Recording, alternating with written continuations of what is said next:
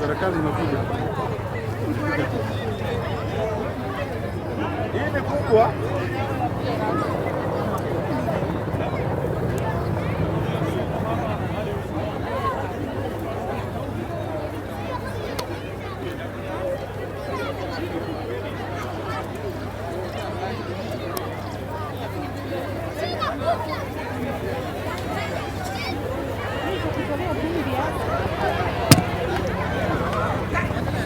Wewe unaenda wapi? Rudi pande hii. Watu warudi.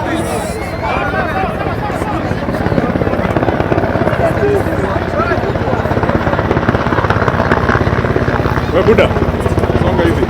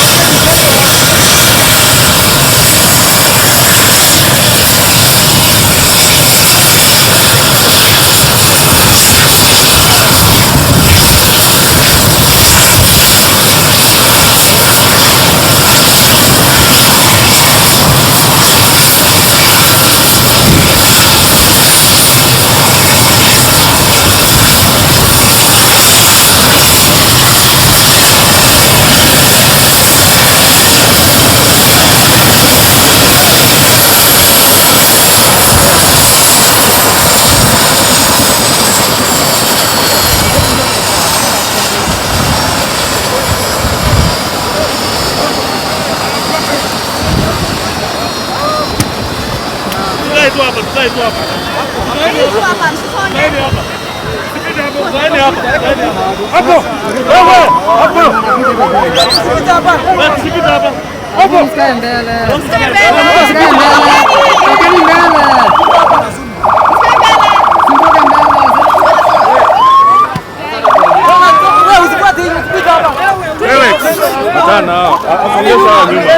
Rudi nyuma.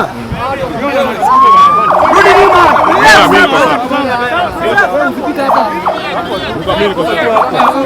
Usipite hapa hii. Usipite kwa ile tafadhali. Usipite hapa. Hapo sawa. Sawa sawa.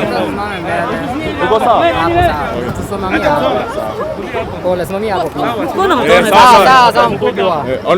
Usisimame mbele ya kamera. Usipite hapa. Yani hapo. Hapo sawa. Washuke tumalize. Hapo sawa sana. Ndio ndio inaenda live kabisa. Iko live kila kitu iko live. Iko live hapa.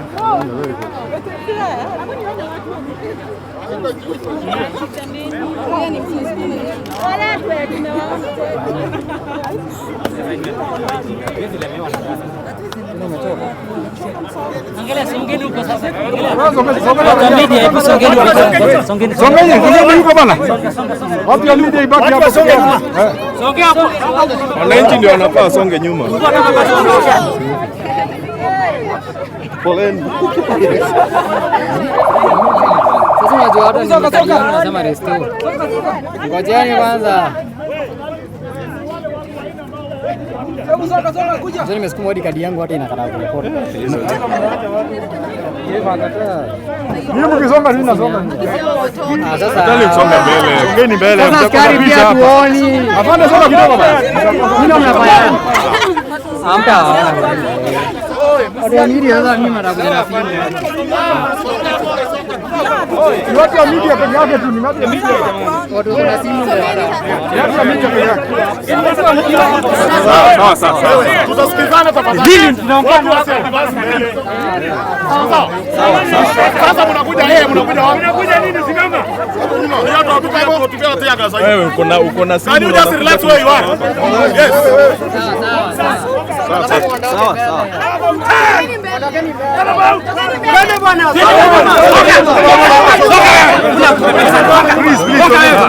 Songa nyambuli nimetolewa. Songa ni nyuma. Songa nani? Wewe.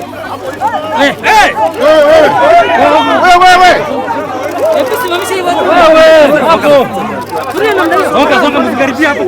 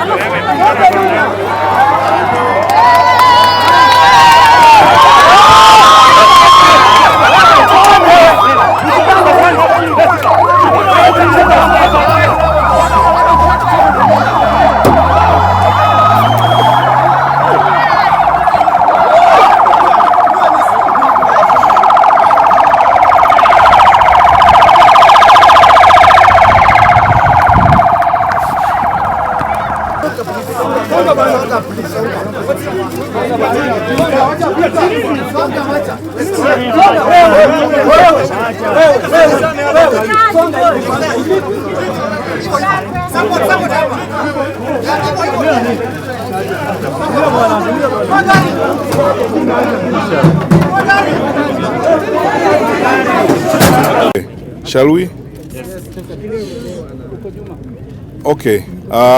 Ladies and gentlemen, first of all, thank you so much for coming here, all of you. You know, the last 3 days have been very difficult days for all of us since these 3 inmates left this facility. I am so grateful, and I want to start by saying I am so grateful to God for the men and women we have in the security sector. I thank the Inspector General of Police and his team, led by DCI Kamiti and his team. I thank our Director General of the National Intelligence Service and his team, and the multi-agency framework that was put out to conduct a massive manhunt for these 3. I was here on Monday night, and I said we are all committed and we will deploy all the resources, because His Excellency the President had instructed that we deploy every possible resource at our disposal to get these 3. And I'm so grateful that our colleagues in the security sector have worked so hard the last 3 days through the multi-agency team that we have in place, and they have gotten these 3 convicts. Now, the real work begins. What happened here on Monday was a very rude awakening that there are certain lapses that we need to deal with. We have spent the last 3 days working on, how to deal with some of those challenges. And I pray to God that we never get here as a country, because the level of anxiety the country got into was unnecessary because of the lapses that were here. But now that we have gotten them, and we have officers we suspect failed in their duty to do this, we will ensure that the law takes its course and we bring all those who are involved to justice. The mistakes that were committed here on Monday are unforgivable. I mean, it was a very frightening, horrific actually, to say the truth, the dereliction of duty on the part of some of us. And we have had a meeting with our officers. You know what His Excellency the President did yesterday in ensuring the changes were done. We now have a total of 9 officers in custody, and they're going to be charged in a court of law. And we will also charge these inmates fresh for trying to escape from here. At the moment, I don't think it is fair to say more than just that. There is much that we are going to do to ensure that these kinds of challenges do not happen. And we will be talking to you some more. And because investigations are going on at the moment, I would not like to delve deep into what we are doing and the discussions we have had. But just on behalf of grateful Kenyans and a grateful security sector, thank our colleagues in the National Police Service, our colleagues in the National Intelligence Service, and the team that is led by DCI Kamiti and others, our Director General of the NIS and his team, for the wonderful work that the multi-agency team has done.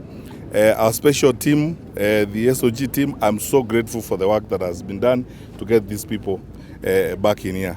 But we are not out of the woods yet. I still need to caution our colleagues, our fellow Kenyans. We are in an unusual space because of what's happening around us. We have challenges. Please let us be very careful and let's be watchful. This is the time to maintain a lot of care in the things that we do. And we will discuss some more as we go along. We have effected very far-reaching changes. We have changed the screening system to the airports. We have changed the screening system to the SGR. You are going to notice that. Fellow Kenyans, you may be inconvenienced, but we are not in a normal space at the moment. We have raised the level of alert. Let us all be very careful about what we do around here.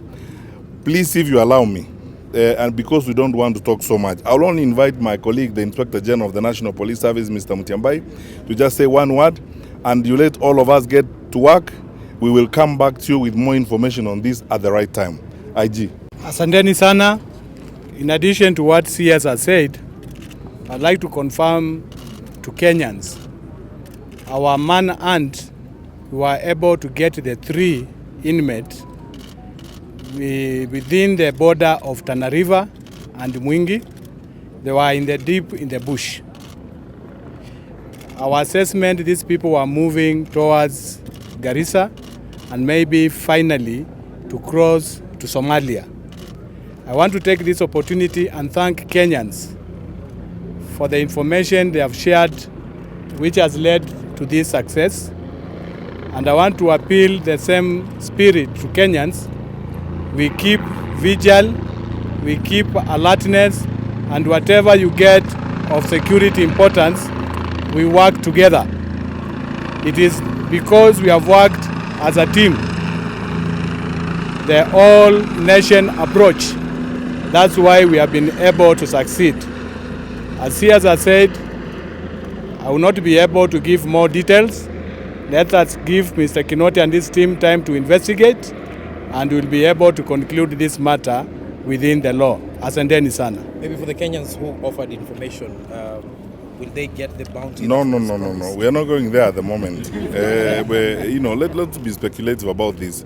We are going to work on this meticulously, as my colleagues have said. The reason why we are here, for example, with CS Musheru, is that we have really looked at the entire ICT infrastructure in this place. And a partnership between us and the Ministry of ICT will immediately reconfigure this, because there are certain lapses, as I said, including our ICT deployment here, that got us into this in the first place. So government is going to deploy very heavily to ensure that these kinds of mistakes do not happen again. But as I said, we are determined and committed to keep our country safe. And we will stop at nothing. Kenyans need to know this. We are determined. Many of us and all these men and women here have not had much sleep the last 3 days. It's because it's a duty we love doing, and because we love our country, and this is the best way we can serve our country. I thank these men and women. Please cooperate with our security forces wherever you find them. Cooperate with the police, cooperate with the teams we have out. We are patrolling everywhere now because we want to make sure that we are alert and ready for any challenges that we may face. So anyway, I wish you well. We are going to have fully fledged interview and discussions as this progresses, and see how we go forward. But for now, thank you everyone. Thank you the press for your continued support and coverage of this. Let's keep at it. Thank you.